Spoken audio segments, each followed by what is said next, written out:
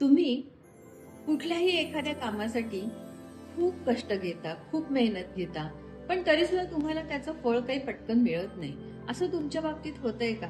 तुम्ही खूप कष्ट करता करता करता करता इतके थकून जाता की शेवटी तुम्हाला आता असं वाटतं की आता माझं काही होत नाही, आता गिव्हअप करण्याच्या पॉइंट वरती तुम्ही येता, पण त्याच वेळेला तुमचा सक्सेस चालू झालेला असतो. तर असं जर तुमच्या आयुष्यात नेहमी घडत असेल तर तुमचा हा आजचा मुलांक आहे, मुलांक नंबर 8. चला जाणून घेऊया मुलांक नंबर 8 विषयी. नमस्कार, मी गीता कुलकर्णी.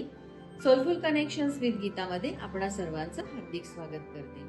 तुमचा मुलांक हा इन्फिनिटी साइनचा असतो, असा असतो ना तुमचा, त्यामुळे इन्फिनिटी साइन असते त्याची.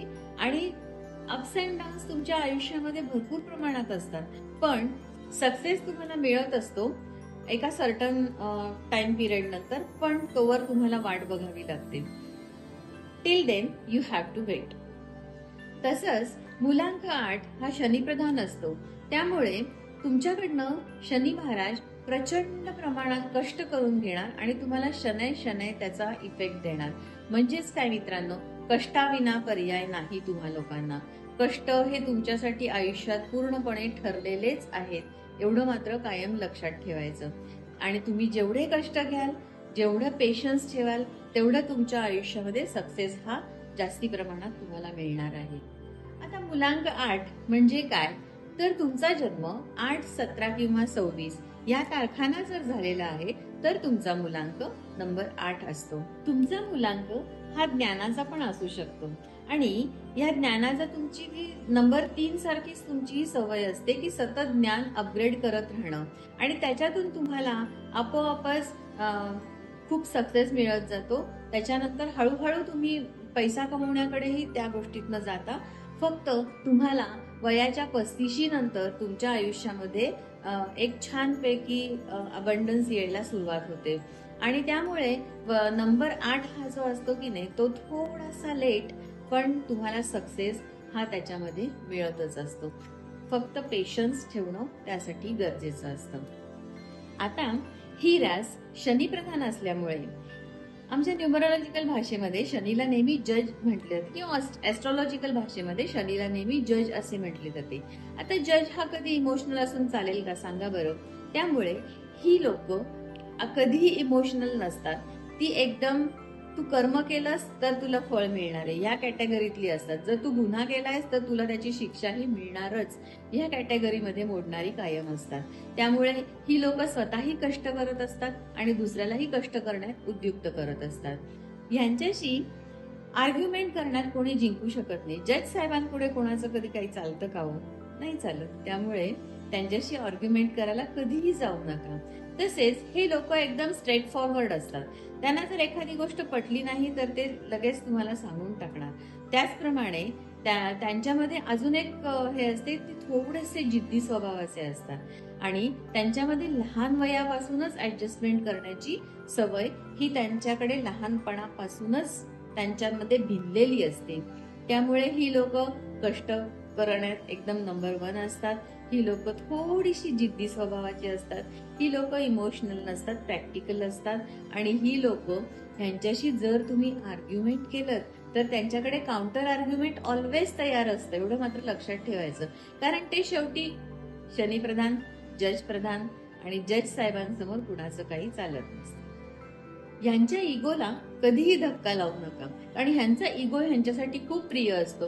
कारण स्वमेहनतीच्या बळावर ही लोक खूप पुढे आलेली असतात आणि स्वमेहनत ही किती कष्टप्रद असते हे तुम्हाला सगळ्यांना माहिती आहे. तसंच ह्यांना जर तुम्ही कुठलीही गोष्ट प्रेमाने समजावून सांगितलेत, आर्ग्युमेंट न करता किंवा आरडाओरडी न करता जर एखादी गोष्ट ह्यांना जर प्रेमाने समजावून सांगितली तर ते तुमची कुठलीही गोष्ट मानायला लगेच तयार असतात. विनम्रता हा अजून एक ह्यांचा गुण असतो. त्याचप्रमाणे फायनान्शियल लिटरसीचा नंबर हा मुलांक 8 समजला जातो. आता तुमचा जर एखादा मित्र नंबर 8चा असेल आणि जर तो फायनान्शियल म्हणजे इन्व्हेस्टिंग फील्ड मधला असेल, इन्व्हेस्टर असेल, तर तुम्ही त्याच्या गोष्टी ऐकायला हरकत नाही, कारण तो तुम्हाला एकदम परफेक्ट आणि योग्य सल्ला या बाबतीत देईल. तर इन्व्हेस्टर म्हणून मुलांक नंबर 8 हा अतिशय पॉप्युलर असतो आणि अतिशय विनम्रशील ही लोक असतात. त्याचप्रमाणे ह्यांनी पेशन्स हा एक मंत्र ह्यांनी आजमावला पाहिजे किंवा ह्यांनी आत्मसात केला पाहिजे किंवा ह्यांनी हा अंगी बाळगला पाहिजे. जर तुम्ही पेशन्स जर ठेवलेत तर तुमची प्रगती कुठच्या कुठे पोचते.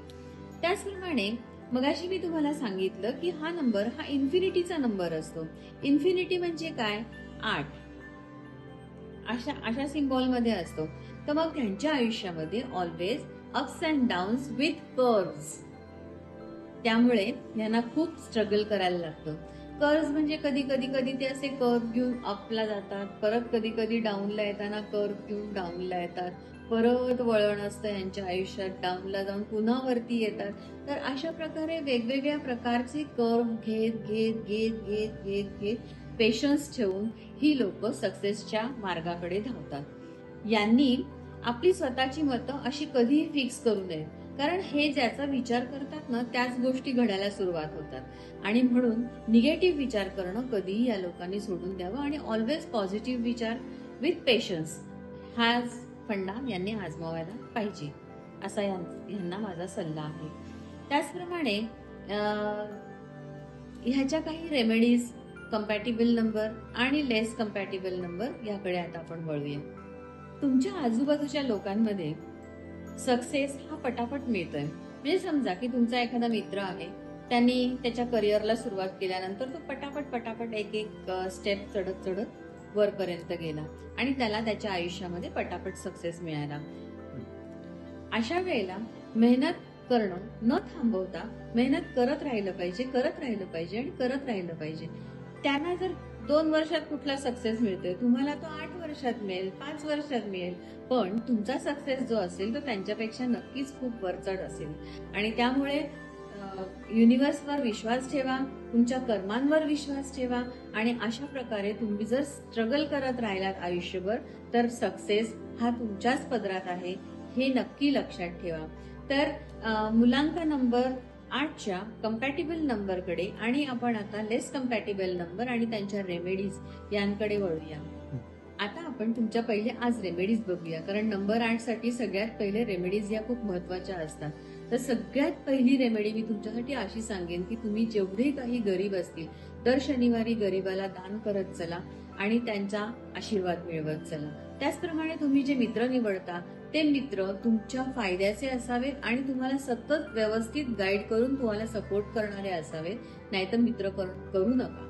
अशा प्रकारचे तुम्ही काही ऍडिक्शन्स कडे थोडेसे वळता. एखादा मग ते चांगलंही ऍडिक्शन असू शकेल किंवा वाईटही असू शकेल. एखादं पुस्तक वाचण्याचं एखाद्याला ऍडिक्शन असेल, एखाद्याला खूप काहीतरी खेळण्याचं ऍडिक्शन असेल, असेही ऍडिक्शन असू शकतात. पण कुठल्याही प्रकारच्या ऍडिक्शनच्या आहारी तुम्ही जाऊ नये असा माझा तुम्हाला सल्ला आहे. त्याचप्रमाणे भूतकाळात रमणं सोडून द्या आणि शनिवारचे उपास करत चला. ह्या होत्या तुमच्या स्पेशल रेमेडीज. ओम शनैश्चराय नमः हा जप तुम्ही रोज 1 माला रोज करावा असं मी तुम्हाला सांगेन. लॅपिस लेझुली आणि ब्लॅक पर्ल हे 2 क्रिस्टल्स तुम्ही जर वेअर केलेत तर तुमच्यासाठी ते खूप फायद्याचं ठरेल. त्याचप्रमाणे तुमचे कंपॅटिबल नंबर आहेत 5, 6, 3 आणि 7. त्याचप्रमाणे तुमचे लेस कंपॅटिबल नंबर आहेत 1, 2. का तर 1 आणि 2 नंबर असतात की नाही ते सूर्य आणि चंद्राने शासित असतात आणि सूर्य म्हणजे तेज आणि जेव्हा पाणी हे एकत्र येतं तर कुठल्याही गोष्टीला पटकन गंज लागण्याची शक्यता असते. त्यामुळे 1 आणि 2 ह्या गोष्टी ज्या आहेत त्या तुमच्यासाठी फायद्याच्या नसतात. त्याचप्रमाणे तुमचे लकी कलर्स असतात ब्लू, ब्लॅक आणि ग्रे. हे कलर तुमच्यासाठी खूप लकी असतात. त्यामुळे आजचा नंबर आपण इथेच थांबवतोय. न्यूमरोलॉजीची ही सिरीज आपली आज इथे संपतीये.